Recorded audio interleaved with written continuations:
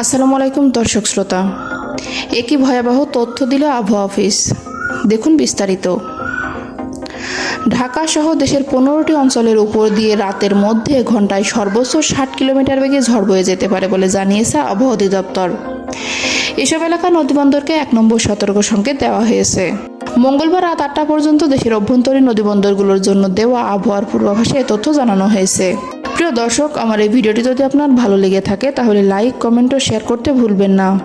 আর সবার আগে এমন সব গুরুত্বপূর্ণ ভিডিও পেতে চাইলে আমার চ্যানেলটি অবশ্যই সাবস্ক্রাইব করে বেল আইকনটি বাজিয়ে রাখুন। ধন্যবাদ। এতে বলা হয়েছে টাঙ্গাইল, ময়মনসিংহ, ঢাকা, ফরিদপুর, মাদারীপুর, যশোর, কুষ্টিয়া, খুলনা, বরিশাল, পটুয়াখালী, নোয়াখালী, কুমিল্লা, চট্টগ্রাম, কক্সবাজার এবং সিলেট অঞ্চলের উপর দিয়ে পশ্চিম বা উত্তর পশ্চিম দিক থেকে ঘন্টায় 45 থেকে 60 কিলোমিটার বেগে বৃষ্টি বা বজ্রবৃষ্টি সহ অস্থায়ীভাবে ঝোড়ো হাওয়া বয়ে যেতে পারে। এসব এলাকার নদীবন্দরকে 1 নম্বর সতর্ক সংকেত দেখাতে বলা হয়েছে।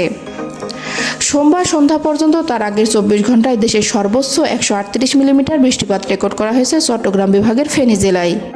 দ্বিতীয় সর্বোচ্চ বৃষ্টি রেকর্ড করা হয়েছে চট্টগ্রামে 129 মিলিমিটার।